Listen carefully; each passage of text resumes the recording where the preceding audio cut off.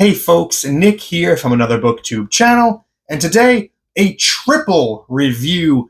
I'm going to be talking about the 1982 Swamp Thing movie in three ways. I'll be reviewing the film by Wes Craven, I'll be reviewing the novelization of the film by David Huston and Len Wein, and I'll be reviewing the comic book adaptation of the film by Bruce Jones, Mark Teixeira, and Tony DeZuniga. The Swamp Thing movie is a weird thing to exist, in my opinion.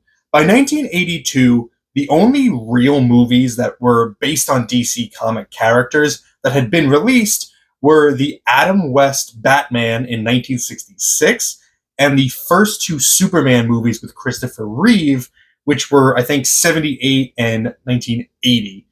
So it's just weird to me that of all of the IPs that DC had to license, they would go with Swamp Thing as their next feature film release, especially because, the Superman movies were really successful and popular, so you would think they're going to try to strike while the iron's hot. Let's go with Swamp Thing, I guess. I imagine what happened was the studio, Embassy Pictures, had found recent success with stuff like The Fog, Scanners, Phantasm, and The Howling, and they wanted another kind of low-budget monster movie with some clout behind it. And so they figured a DC property following the success of the Superman movies was a pretty good bet. They even followed the same model that Marvel does nowadays, which is they pull an up-and-coming director who's made one or two indie films that are well-received, and they give them the keys to this massive project. That director was Wes Craven, who was making waves in the world of horror thanks to his very low-budget indie movies, The Last House on the Left and The Hills Have Eyes. Craven wrote and directed Swamp Thing and was probably hoping that it would be his first huge financial success. Unfortunately, the movie didn't turn out so good. I'm going to go into plot details now, and I will be mentioning spoilers throughout this video, but, who cares? It's just the Swamp Thing movie. Just get over it. The Swamp Thing movie borrows elements from the original comics by Len Wein and Bernie Wrightson, but ultimately makes a lot of changes and does its own thing. In the film, Alec Holland and his sister Linda, not his wife, his sister, are scientists working on a top-secret project in the middle of an uncharted swamp. A new technician, Alice Cable, is brought in to help on the project and is immediately smitten with the handsome Alec, as well as impressed by his noble cause. Alec's goal is to create a bioengineered formula that allows plant life to grow anywhere in the world, regardless of conditions, thus ending world hunger. Unfortunately, an evil rival scientist named Arcane has gotten wind of the project and has plans to steal it for his own personal gain. Arcane has a reputation for trying to steal Alec's research over the years. He's basically the Plankton to his Mr. Krabs, except Plankton never led an army of mercenaries into the Krusty Krab to slaughter everybody there and steal the secret formula, which is what Arcane does here. In the process, Alec is doused with his own formula, set ablaze, and runs off into the nearby swamp water, presumably to die. Arcane assumes that Alec is dead, and so he returns to his lab to try to replicate the formula, but little does he know that Alec is not dead, but merely transformed into the Swamp Thing. This movie is not very good. I watched it a while back, and I remember being really bored by it, and I watched it again yesterday, and I did find it to be a little bit more charming this time around, but ultimately, it was still quite a slog. There are good things about it, though. Alec Holland is played by Ray Wise, who, it's one of his earliest roles, I think, and it might be even be his first starring role. And I think he does a really great job with the time that he gets. He plays the part with 100% sincerity, and he's able to be playful in the lighter moments, and he treats the serious moments with the proper gravity that they deserve. Unfortunately, Wise doesn't stick around for too long in the movie because once he's turned into Swamp Thing, he's replaced by Dick Durock, which is a very unfortunate name because, well, I mean, you got the first name, which is obvious, but Durock in Russian means idiot or fool. So this guy's name is literally Dick Fool. Um, but he takes over as Swamp Thing, and he's just the guy in the rubber suit for the rest of the movie. But Wise, gets the better end of the deal. He would go on to have an incredible career, just crush role after role, including his iconic portrayal of Leland Palmer on Twin Peaks. Adrienne Barbeau plays Alice Cable, and I find it very hard to say anything bad about Adrienne Barbeau. She's got great screen presence in basically everything that she does, even when she's just lending her voice to animated work. I found out many years after the fact that she does one of the voices of the cat women in Scooby-Doo on Zombie Island, which was my favorite movie growing up. It is still my favorite zombie movie of all time. And when I found out, I was just like, that makes total sense. Adrienne Barbeau is awesome. And I felt really bad for her watching this movie because she had to spend so much time in just filthy water in what I imagine was a really just hot, humid swamp. And this is a low-budget 80s monster movie, so you know that there weren't proper safety precautions taken on set to keep away wildlife and stuff. So I can only imagine what kind of hell this shoot was for her. Probably the biggest disappointment in the movie is Louis Jordan as Arcane, who I feel just has absolutely zero charisma and is very thoroughly forgettable. He's got no mad scientist vibes whatsoever, and in general, it's just kind of a boring performance. I think a lot of your enjoyment of the Swamp Thing movie will come down to how you feel about its very, very cheesy costumes and makeup. Swamp Thing is the classic guy in a rubber suit, and it's pretty embarrassing looking. When Arcane undergoes his own transformation at the end of the movie, the appearance is equally as laughable. Some might look at this and say that the intention was to harken back to the old monster movies like Creature from the Black Lagoon, and that it was a deliberate creative choice to go this route for the costumes. Maybe that's true. Maybe somewhere there is evidence of Wes Craven saying that was his express creative intent. Personally, though, I just think that this was a movie whose budget wasn't able to match its lofty ambitions. That said, there were two special effects in this movie that I was really impressed with. The first was the fire stunt when Alec is set ablaze in the lab. That looked really awesome, and the duration and intensity of the burn was just really, really impressive. Because he starts off in the lab, and he runs across the lab, goes up some steps, goes outside, runs across a good amount of just land, and then he goes to a dock and jumps off into the water to extinguish himself. And while I was watching it, I was thinking of that great, just super dope scene in Nightmare on Elm Street, also by Wes Craven, where Freddy's set on fire, and he's running around the basement, and then he runs up the steps, and then he falls back down the steps, and then he runs back up, all while still on fire. And I looked it up, and sure enough, it was the same stuntman who did both scenes in both movies. The second effect that I really liked was this face reveal early on with Arcane. So he's posing as somebody else, that's part of Alec Holland's team, and he's wearing a rubber mask of that person's face while he impersonates them.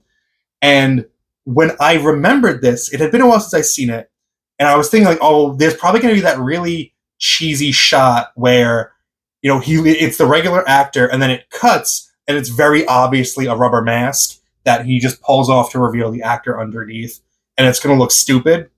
But they do something really smart here, which is they have the imposter actor, just normal, and they put makeup on him, a fake rubber, thing to pull on him, and the shot begins with him pulling the mask, and then they cut when it gets to here, and they cut away from it, and then cut back to now the new actor in its place pulling off a fake rubber mask. So the cut makes it kind of seamless, and it actually does look pretty convincing that it's an actual rubber mask instead of just a fake one. You know exactly what I'm talking about when they switched to the fake rubber mask. So really clever way to get around a cheap special effect. So yeah, the movie has some fun bits, but it is very much for a niche audience. The novelization of Swamp Thing in 1982 is by David Huston and Swamp Thing co-creator Len Wein, which is really interesting to me, because as far as I can tell, Wein was not consulted and definitely didn't have a writing credit on the actual film. I'm curious to know what the separation of labor was in the writing of this novel, because I do think that it works a lot better than the movie, and it seems to understand the character a little bit more, and I'm sure that Len Wein contributed to that. Of course, the novel does have the added benefit of being able to add more dialogue and utilize a narrator, so that sense of the story and the characters being more well-rounded could just be a side effect of that. The novel's greatest strength, though, is not being restricted by the special effects budget, and so the set pieces are much more exciting than what we get on screen. For instance, there is a sequence in which Arcane's mercenaries are trying to run Alice down in a Jeep, and Swamp Thing jumps into the road and the car crashes into him, stopping dead. In the book, it's described like this. The crash was grinding, grating, explosive. Ferret sailed over the monster's head as the windshield snapped forward. His automatic flew out into the quicksand. The Jeep's engine was thrust back into the firewall as the body wrapped around the creature's massive form. The headlights sprang off like eyes popping from their sockets. Smoke and steam rose from the ruined hood, and a hubcap continued ringing down the road. The Jeep had been stopped dead as a bike hitting a linebacker. That last line notwithstanding, I think that's a pretty good description, and it's a really exciting sounding scene, but in the movie, they couldn't do basically any of that, so instead, Swamp Thing just kind of puts his hands out and stops the car. The book also does a lot more that improves on the movie, particularly with the character of Arcane. In the movie, Arcane is basically just rival scientist who just wants to steal this formula and make it, the thing that pushes him over the top and makes him the most powerful person in the world. But in the book, he is he's not just a rival scientist. He is interested in actually playing God. Around his estate, he has these horrible medical experiments running around, this horribly experimented upon dog creature that he's worked on in his lab, and we get glimpses into his lab of other creatures that he's stitched together like Frankenstein. It's a lot more in keeping again with the original comic material.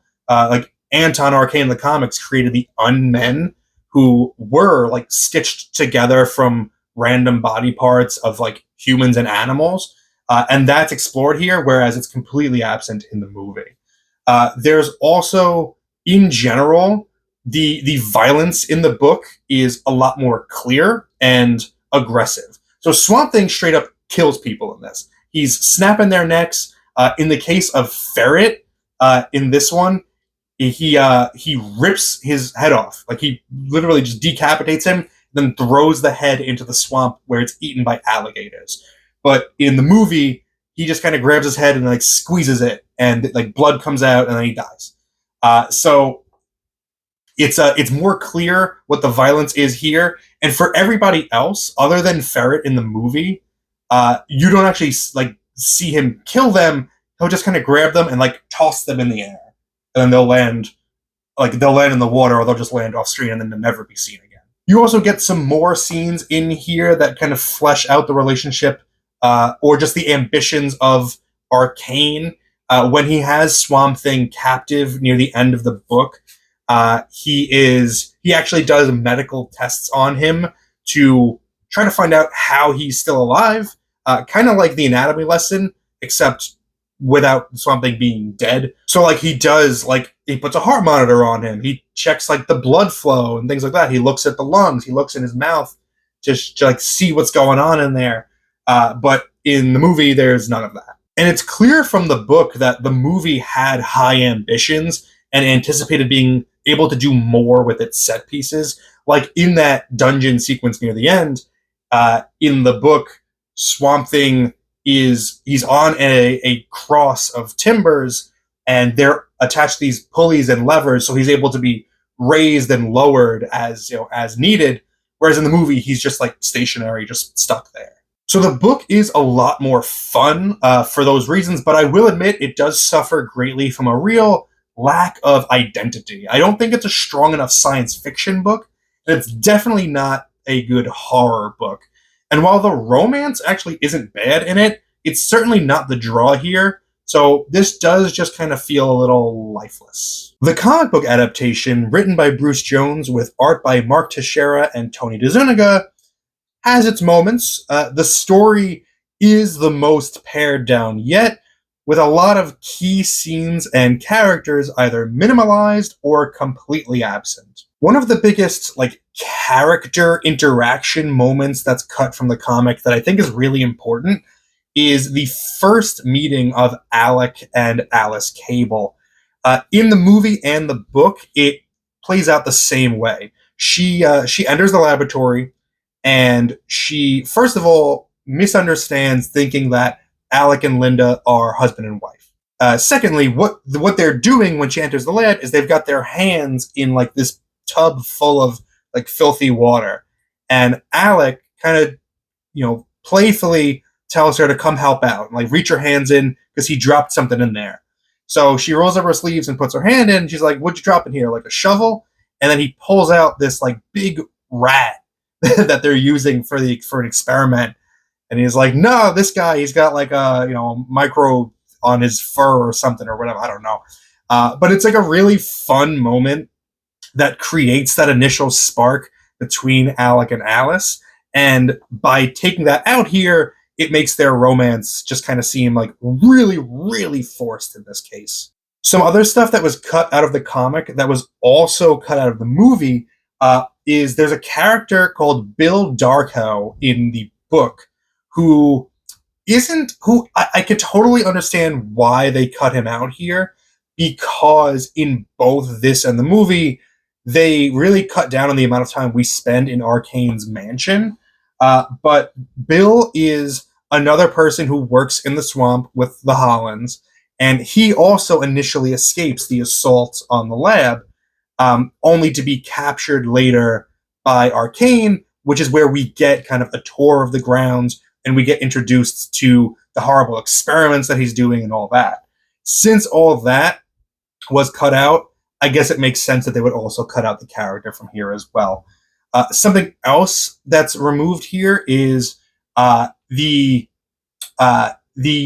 breadth of Arcane's influence in Washington. This is also kind of dropped in the movie as well, where it's explained that the reason Arcane has so many connections, and at one point Alice tries to call Washington to tell them what's going on, and Arcane is able to intercept the call, and it just happens.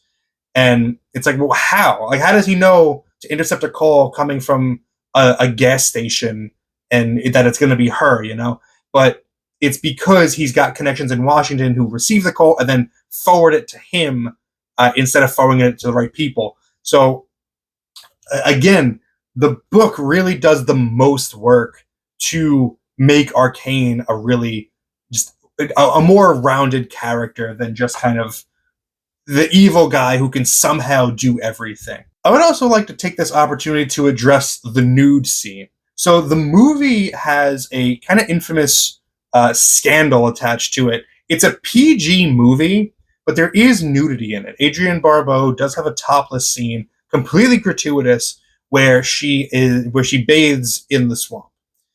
In the US version of the movie, it is a kind of short scene. You kind of see her from kind of far away. You see her boobs, but it doesn't linger on them.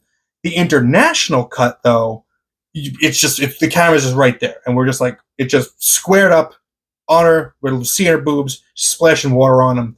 It is the most gratuitous and unnecessary, sequence in the movie. But whatever, they did it for the international audience. And what's funny is when the movie first came out on home video, they used the wrong scan for the US edition. So they scanned in the international version. So people that bought it who weren't expecting that and maybe watched it with their family or their kids saw it and were outraged. So there was a big recall. Now both are pretty readily available in the US. You can get them. I think the only difference between them is the length of that nude scene. And I was curious how the book and the comic address it. In the book, the nude scene is actually elongated because there's a sequence right after her bath. She and Swamp Thing are captured by Arcane. And in the movie, she puts her clothes back on and then they get captured. In the book, she is captured while still nude. So she spends a good portion of that interaction just nude, covered in a net, and like people like the mercenaries are leering at her and all that. And she eventually like just gets, they put like a sheer white gown on her for the rest of the climax. So it's even more gratuitous in the book. In the comic book, there's no nudity whatsoever. There's not even like a moment where she goes to take the bath and like be cut away. It's just completely skipped over. So I don't know. Feel about that however you want to. The comic also cuts a really important scene, in my opinion, where Alice is returning to the burnt down lab to retrieve a notebook that she hid. Like it's a really important notebook. And while she's there, Swamp Thing is also there, kind of playing with the lab equipment. And she observes him trying to like remember how to use it properly. And it's in both the movie and the book, it's an important moment showing us, the audience, that there's still like a human in there. He's not just a monster. And that's completely glossed over here. And that's a big misfire, is keeping that scene out. The comic also severely minimalizes the role of the mercenary Bruno. Bruno is like kind of he is a brute, but he is kind of timid and easily like cowed. He's not the brightest guy. And you kind of get the sense that maybe he's not really a horrible person. He's just with a bad crowd. And that's explored heavily in the book, a little bit in the movie, not a ton, mostly in the book.